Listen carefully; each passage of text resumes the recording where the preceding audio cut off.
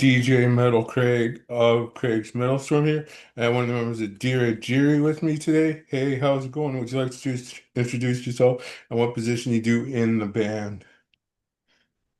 Hi, everybody. I'm Gino Livati from the band Dirigiri. I play rhythm and lead guitars. We're from San Antonio, Texas. And we're going to start with our usual typical question for the audience. Please go back in the history of dirigiri and how the band all got started. Well, the band got started in about 2004, and it was because I wanted to do something a little different. I wanted to mix genres. And the drummer I had at the time, uh, he had the same influences I did. And so we started to try out members here in San Antonio. And then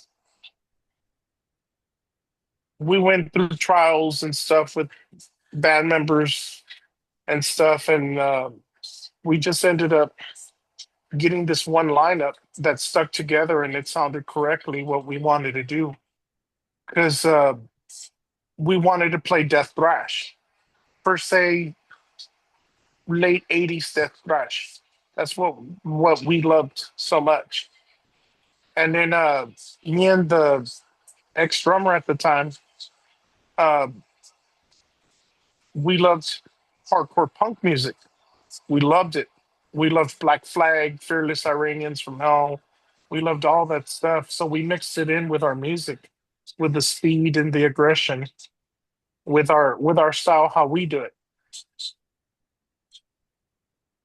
Right on. How did you guys come up with the band name dirigiri?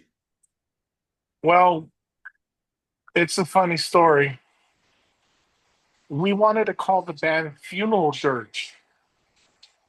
That's what we wanted to call it.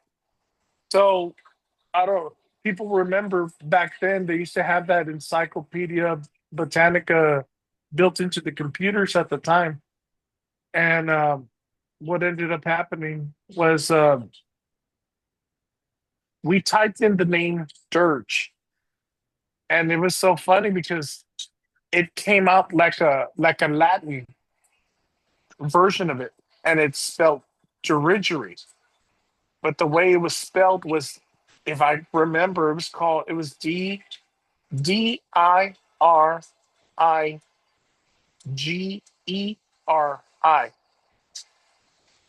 So what we ended up doing was taking out the E and replacing it with an I. So we just have the name like that, Dirigiri. What are the immediate careers of dirigiri? The meaning? The The immediate music meaning, career goals. well, all we ever wanted to do was release good music to the metal masses around the world, that to show them that Texas was still as heavy as hell. I mean, Texas has always been known for its heavy metal music, and it's like out of San Antonio, there hadn't been much for death metal being known from here. And so during that time when we came out, a lot of uh, a lot of eyebrows were raised because they hadn't heard any kind of extreme music come out of San Antonio since maybe the '80s, because of the bands like Watchtower and so forth. Those were '80s metal bands and stuff, and um, Devastation, all that stuff that came out of San Antonio. Which the drummer from Devastation was the singer on the Death Tour when Chuck Schuldiner got sick with the tumor, and he's from here, from San Antonio, Devastation, and that's what we're mainly known for. A lot of that stuff, and then I guess it was nice for the underground to get a breath of fresh air with us, that we were playing death metal elements with thrash and grindcore and some elements of black metal in there at times. And all we wanted to do was do something different to tickle the listeners' eardrums. Right on. This next one will get you talking a little bit. Which past bands did you get involved in? As in past bands you were involved in that got your career going. What got my career going was when I was at the age of 13. I released a demo tape under the band name Demolition Demon. It was a pure thrash metal band. I was, in middle school, and I started uh, buying the underground mags, the fanzines, and getting the leaflets in the back and sending them to different kinds of people all over the world. I started getting known like that, and then I kind of stopped. And then I was discovered by the singer of Argentine from Monterrey, Mexico. And then after that, after the band dissolved the original lineup, I it got me going to do my own music, my own bands, and that's what got dirigiri going. Right on. This next one's a good one. Who are the band's musical influences? Well, it goes from, like I say, hardcore punk rock all the way to brutal grindcore. I mean, what really did it for us was a lot of Morbid Angel, a lot of Cannibal Corpse, um, a lot of GBH. We love GBH. And old 80s metal bands like Bathory, Venom, of course, Celtic Frost, Obituary, all that stuff we loved. And what we wanted to do was mix all of that we liked together and just make this mesh make sense. That's cool, man. Funny thing you mentioned Obituary. I'm a fan of them. I actually have their CD Back from the Dead. I was at the show. I don't know if it's just standing in front of one of the PA speakers. Nobody else noticed him. I probably walked up to handed him my CD. He quickly signed and said, "Get out of here before security notices you."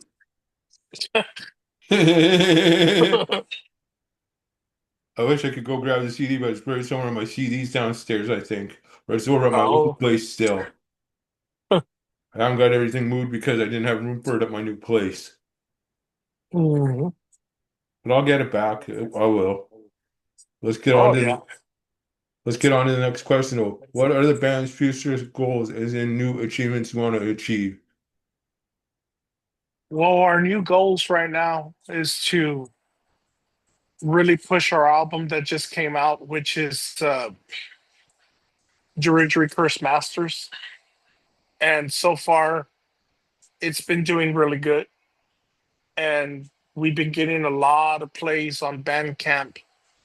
You see, I'm trying a different approach here because this is the first time that I don't release a physical CD. And the reason being is that, in my own opinion, CDs are getting hard to sell. And that's why I didn't do a physical release this time. But I'm in talks with some record labels to see if maybe they'll release a vinyl of it so that people can hear the music on some kind of physical media, you know. But so far, I've been doing it through Bandcamp and stuff, and I've been getting a lot of crazy plays and stuff. So it's been really good. I understand you there. It seems like the digital age is taking over and replacing all the physical CDs nowadays, which is a bit of a Right, disappointment. right. Do you agree with me on that, or do you think I'm wrong? Well, it's it varies with the person. It's like for me personally, I I mean I know there's collectors out there, right? With any kind of thing, there's collectors they want the physical thing. But what I've been noticing is a lot of people are downloading more than going to the store and buying the CD. And I know that there's a lot of diehards that go buy the CD, the vinyl, the cassette tape now, for the nostalgic value of hearing a cassette tape. But I just, I kind of wanted to try something new to see what happens and where it goes. And I kind of thought to myself, well, if it don't work the way I wanted to, I'll just, you know, release a physical CD and see what happens. So this is my first try ever not releasing a physical uh, media on this album. I see what you're saying, man. Who are the members of dirigiri and where do they reside? As in what areas of the country do they reside in? Mm. Right now, everybody's here from San Antonio. The vocalist is James Coon, drummer Travis James, and the bass player, which is Vincent Gonzalez. Uh, he's not with us anymore. He had an untimely death, and this was his first and last album with us. My condolences, Gene. I'm sorry you lost a friend, buddy. Thank you. It was very hard because it was very, very not expected at all. Shit. With dirigiri's album Curse Masters having dropped, where can it be ordered? As in purchased. Um, well, right now I just have it up on Bandcamp. If you search for it, it's there, and you can buy the whole album. We're only charging $7 for it for the whole album to get people into it and to come out and take interest and buy it. Please give some guitar tips or advice for starting out guitarists. Well, the best advice that I can give any guitar player is take care of your arms and your hands because playing this kind of music takes a toll on you. And there's some people that are very gifted that they don't got not a darn thing wrong with their arms and hands. And playing this kind of music will give you carpal tunnel. It will give you all that stuff if you play. And I tell any guitar player, if it starts to hurt, stop, relax yourself, or maybe look at the height you have the guitar at, so that way your arm and everything has room to function and the blood flow and all that stuff. I tell every guitar player that, and that practice makes perfect. And always practice with a metronome. I tell everybody to get as tight as they can with timing. Right on. So this is what's three more from the interview, and then we'll get a couple of station IDs from you. Who did you use to mix, master, and produce Curse Masters? It was the guy that played on the drums on the Curse Masters album, Travis James. He mixed and mastered the album himself, and I think he did a pretty good job. You know, and it's come out well. I was happy with the product after it was done. You good on that question, Dean? Just checking. Are you good on the question you just answered? I'm Yep. wondering. Okay, cool. I was just double checking. Are any of Dear Jerry's songs horror theme based? No, this time this album, uh, what happened was I went on a different approach with this album. I pretty much did a storytelling, and the album deals a lot with Centurion Roman soldiers. A lot of the songs had to deal with through the eyes of these Roman soldiers what they had done, and the story that I talked about was pretty much like Pontius Pilate and the centurion soldier Longinus and their thoughts and possible feelings of things that had happened. and that's mainly what the songs are about in this album. It Okay, has to deal with the Roman Empire, a lot of Roman history is what I did. I see what you're saying, Gene. That's pretty cool. The question was the album a concept-based one, this new one? Yes, it was concept based because some of the songs have to deal with the trial of Jesus Christ. Now, when I say this, I want all listeners to listen. I am not a Christian band. That's not why I wrote it that way. And I'm not turning dirigiri into a Christian band. But I did explain about the person, regardless if people don't believe or don't believe anything. I took all of that out and wrote about a person. And then through the eyes of these other people, you know what I mean? Going after this person, because that's what truly happened. It's in our human history.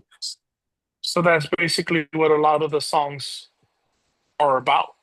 Like through the eyes of these Roman soldiers when they were looking for him and then the trials and all that stuff, which if people care to and they read about it, it's highly interesting. Interesting, man. Very interesting. Glad to know that it's not that it's a concept-based album. Because most of the older stuff was like just one song, different song, like non-concept based. Some bands decide to switch to concept based to try something new. Is that what you decided to do?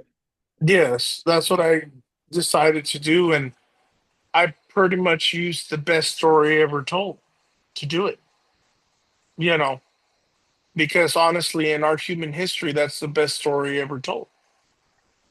And I mean, but like I'm telling everybody, I took the concept of the miracles and all this stuff out, and I wrote it about just the man, this man that was going around saying that he was the son of man, and people thinking you're crazy. That's the concept that I started with.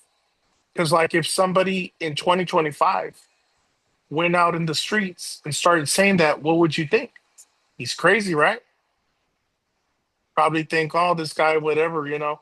And that's how I wrote the album about some songs, about how the people and the Roman soldiers viewed him like that. Like, oh, he's nuts. That's And bad. yeah.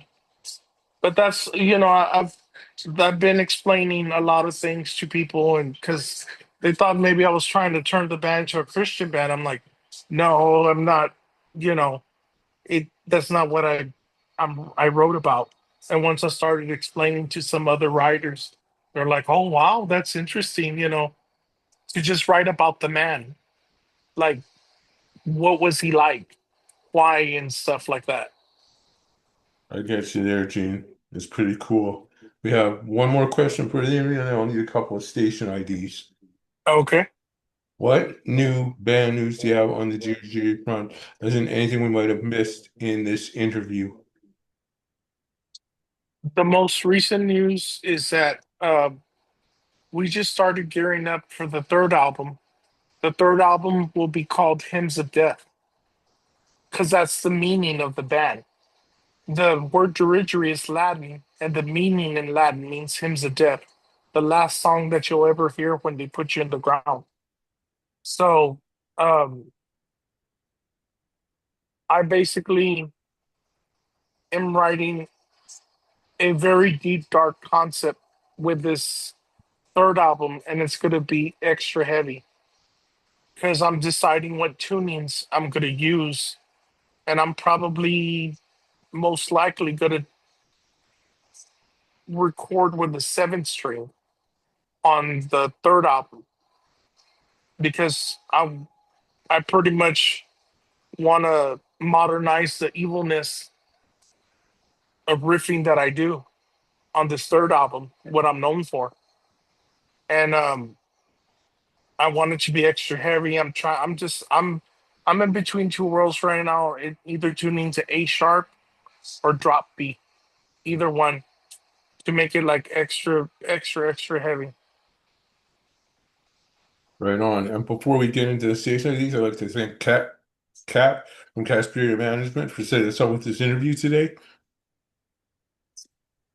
And that leaves us with the station ID now. First one is, hey, this is Gene from dirigiri, and you're listening to Mangled Music Radio whenever you're ready.